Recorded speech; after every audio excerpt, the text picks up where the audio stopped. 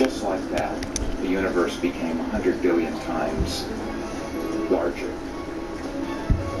Hubble's discovery that there were other galaxies outside our own blows the universe wide open. But what he discovers next will be even more extraordinary.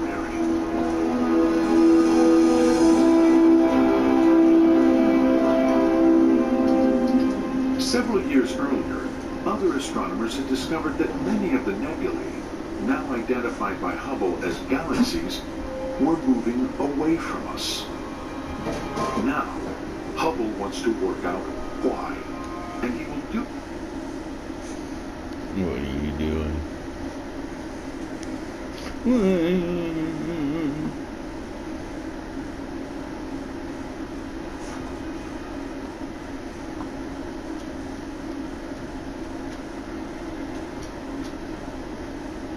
What are you doing?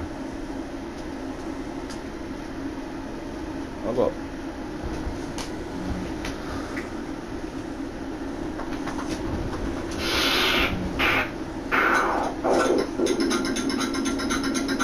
Hold up. In the beginning, there was darkness, and then day, giving birth to an endless expanding existence of time, space, and matter. Every day, new discoveries are unlocking the mysterious, the mind-blowing, the deadly secrets of a place we call the universe. The past and the future, the ultimate vacation destinations. But are they within reach? They can happen within 2 years or 2 decades. When you travel through time, strange things start to happen. You can imagine warping things so dramatically that you can actually visit yourself in the past. Some humans have already made the trip. You will have jumped into the future while aging very little. That's really cool. To see how it's possible as we unravel the mystery of time travel.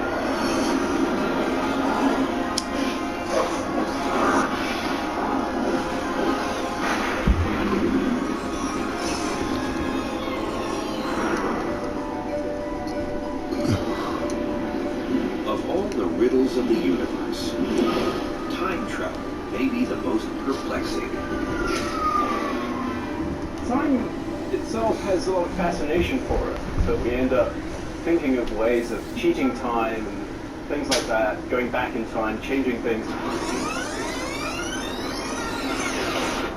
Time travel could involve going back in time, or speeding into the future. But for now, every one of us is frozen in the present.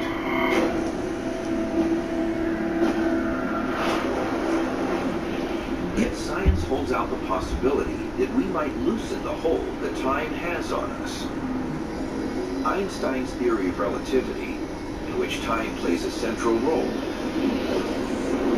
makes time travel an open question. No licking. Our best theory of time, which is relativity, doesn't explicitly forbid time travel per se. It might be that there are things we yet don't understand that will improve the theory. But it seems that there are ways of constructing scenarios within relativity that allow you to go back in time. Traveling to the past seems improbable because time only goes one way, forward. Physicists call this the arrow of time. The arrow of time is just the fact that you can always orient yourself moving from the past to the future. You remember the past, you don't remember the future. You can cause things to happen in the future, but you can't cause things to happen in the past. If you took a movie of things going on in your everyday life, like mixing cream into your coffee, and then you played that movie backwards, it would be perfectly obvious. Cream mixes into coffee, it doesn't undo. That's the arrow of time. The arrow makes time a one-way street of irreversible events. Something we know intuitively from our everyday experience. On a pool table, you can break, but don't expect the balls to realign on their own. You can scramble an egg, but you can't unscramble. The reason why why time has an arrow is a fundamental law of physics. It says all things in the universe move from orderly states to disorderly states. As the universe gets older, as we move from the past to the future, all of the differences between the past and the future can be summed up by saying that the universe is winding down. The universe is going from being orderly, very neatly arranged, to disorderly and messy. So if you had a plate that was a nice plate, was put together and orderly, it breaks, it becomes more disorderly. That's very natural. And if you try to restore order by gluing the plate back together, your actions release enough energy into the surrounding environment to create more disorder in the universe as a whole.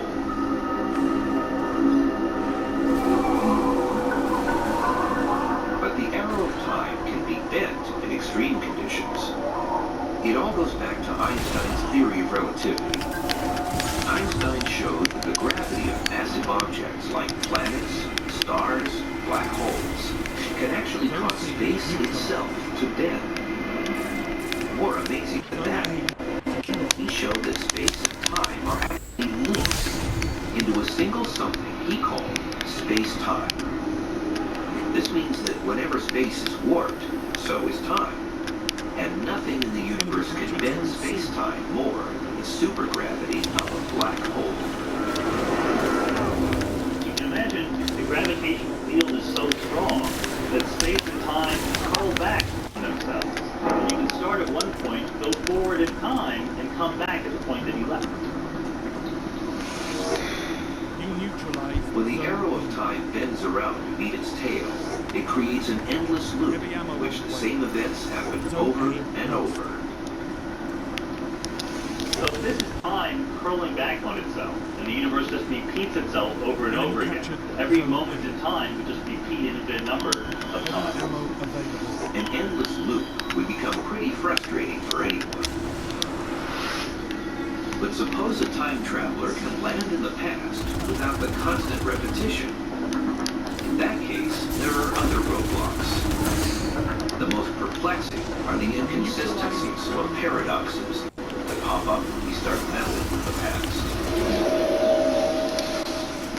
A famous example of the kind of inconsistency you can get with time travel is called the grandfather paradox. And this is where someone goes back to the time of, for example, their grandfather. So imagine that I go back in time with a time machine and meet my grandfather in 1937. He's just about to go on a blind date with my grandmother. They've never met before. But actually, I convince him on that day. He's actually interested in the races, and so I tell him that there's an exciting race with Seabiscuit that's coming up at the Santa Anita track. And so we go off together to that race. He never meets my grandmother. So what happens to me? How is it possible that I could have been born and then been able to go back in time, meet him, and stop myself from being born? So there's an example of an inconsistency. It's a loop in time that really doesn't make sense. But if time travel is possible, nature must have a way around the contradiction. One thing that physicists are quite certain of is that the universe ultimately makes sense. In all of physics, in all of science more generally, consistency, self-consistency, common sense, if you like, is something that is a fundamental principle. Physicists have come up with at least 3 ways that nature might act to prevent time travel paradoxes. The first is simple. Nature prevents paradoxes by making time travel into the past impossible. In other words, it can't be done. A different alternative is the strange idea of multiple universes. One way of using travel back in time is to say that you actually enter a different parallel universe after having made the journey back in time. So you don't affect the history of the universe from which you came. In effect, anything that can happen will happen. But the way it happens is by entering a parallel universe. Pretty bizarre thought.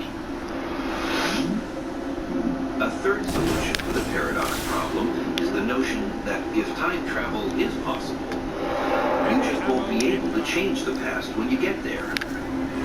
The science behind this can be illustrated by reducing the problem to the simplest situation you can think of. For example, balls on a pool table.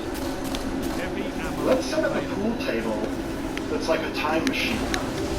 If a ball enters one pocket, it travels through a wormhole and can exit another pocket before it entered the first pocket. So it's a time machine. So now suppose the ball really does go through the first pocket, emerges before it entered, and then hits itself before it entered the first pocket. That would deflect it, preventing it from entering the first pocket, and thus preventing it from having exited the second pocket and done the deflection in the first place. So it's a paradox. However, the idea of self-consistent solutions gives us a way out of this paradox. Suppose that the ball exiting the second pocket can only hit itself in such a way as to deflect it into the first pocket. Then the whole loop is self-consistent. There's no paradox. We think that nature always somehow manages to choose the solution that provides self-consistency. In other words, we always get a solution that does not produce a paradox.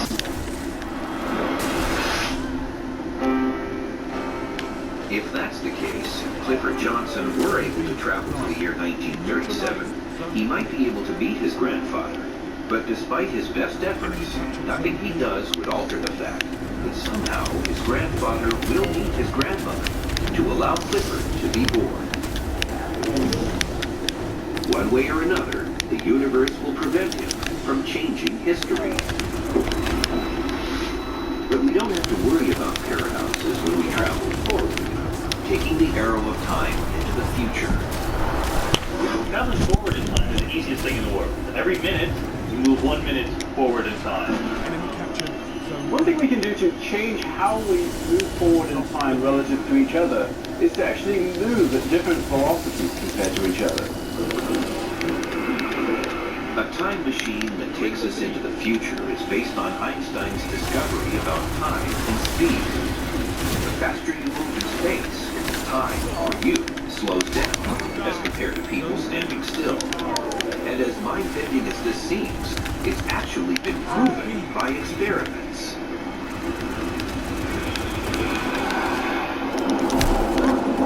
Clocks have been placed on rapidly moving airplanes and rocket ships, and they've moved over some distance at a very rapid speed. And when the atomic clocks were measured after the end of the journey, they had progressed forward in time a little bit less than similar clocks which had remained at rest on Earth.